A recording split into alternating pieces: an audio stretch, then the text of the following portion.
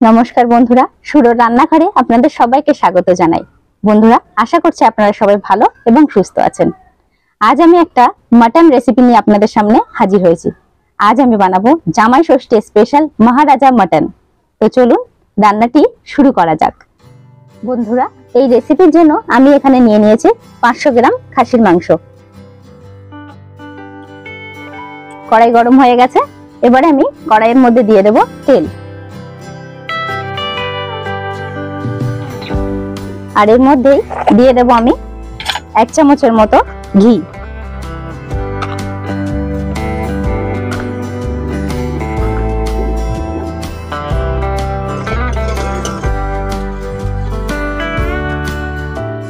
এবার আমি এই তেলের মধ্যে এই কাজু বাদামগুলোকে ভেজে তুলে নেব।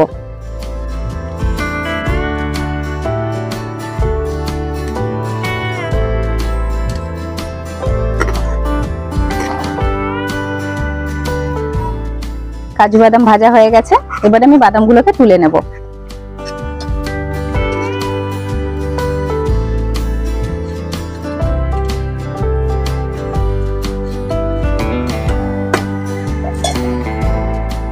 এবারে আমি দিয়ে দেব 3 থেকে 4টে তেজপাতা। এখানে আমি 500 গ্রাম মাটনের জন্য 3টে পেঁয়াজ কুচিয়ে রেখেছিলাম, দিয়ে দেবো পুরোটা। পেঁয়াজগুলো কিন্তু বেশ বড় সাইজেরই ছিল।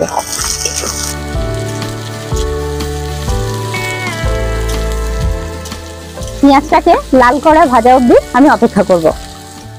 পেঁয়াজ ভালোভাবে ভাজা হয়ে গেছে, এবারে আমি পেঁয়াজের মধ্যে দিয়ে দেব মাটন।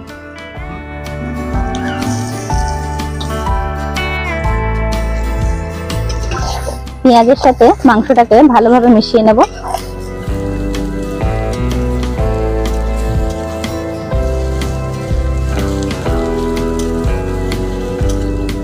এবারে আমি এর মধ্যে দিয়ে দেব স্বাদ অনুযায়ী নুন।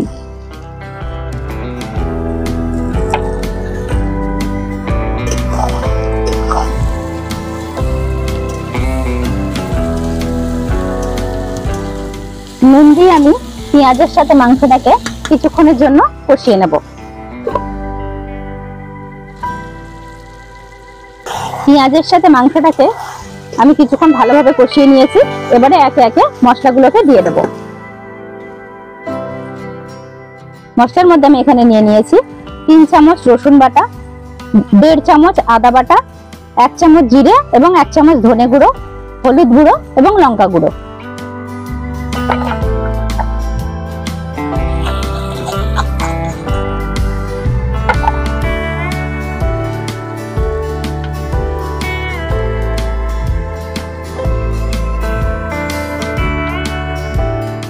এবারে আমি এর মধ্যে দিয়ে দেব সামান্য জল।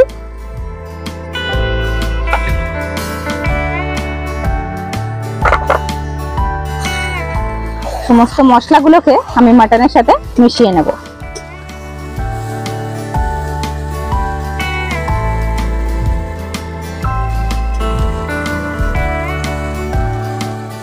আরো আধা ঘন্টা মতো আমি মাটনটাকে ভালোভাবে কষিয়ে নেব।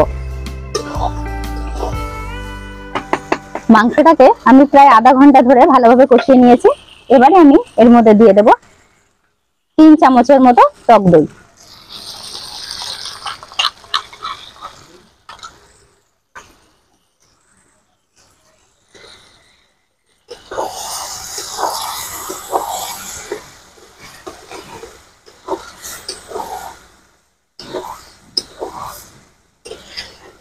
এই টক দইটা দিয়ে আমি আবারও কিছুক্ষণ কষিয়ে নেব।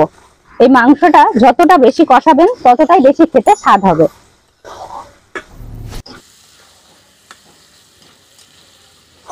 যতক্ষণে মাংসটা কষা হচ্ছে, চলুন আমি কিছু মশলা বেটে নিই।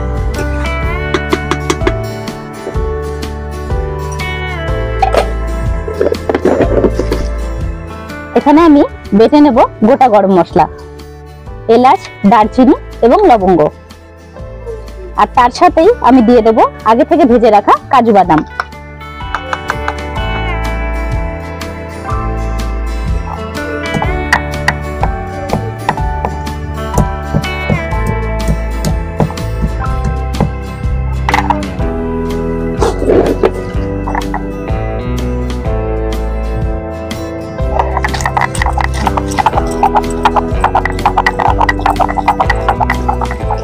মটন কষানো কমপ্লিট হয়ে গেছে।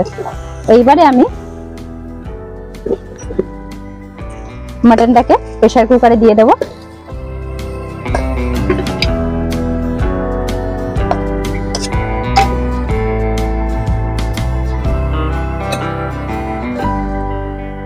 এবারে আমি এই কড়াইয়ের মধ্যে আরো একটু জল দিয়ে দেব। জলটা গরম হতে থাক, আমি মাটনের মধ্যে ব্যবহার করব। এবারে আমি এর মধ্যে দিয়ে দেব 1 কাপের মতো দুধ। দিয়ে দেব কাজু বাদাম এবং গরম মশলা বাটা।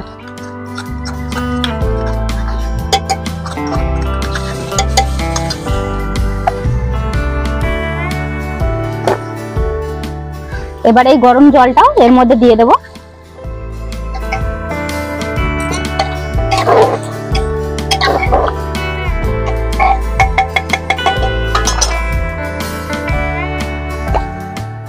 সব শেষে এর মধ্যে দিয়ে দেব আমি 1 চামচের মতো ঘি।